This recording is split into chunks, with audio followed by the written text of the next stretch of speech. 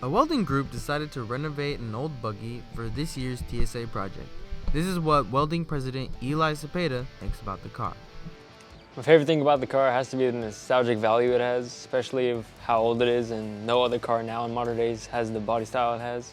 This project will be entered into a TSA competition that leaves them with a deadline.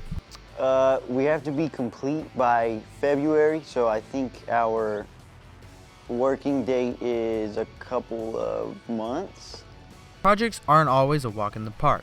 This is what Welding Club Secretary Montserrat Mendez and TSA member Nathan Schnurr had to say were the hardest parts of the project. The most difficult thing about the car would probably have to be the engine, because it's not in our expertise, and the floor pans because of all the rust and the repairs we have to do it. Floor panels.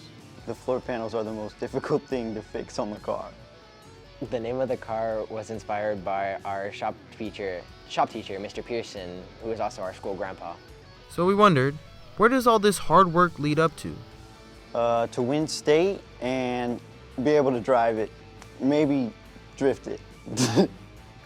This is Elliott Rodriguez from JVTV News, and stay tuned for the progression of Dougie's Buggies.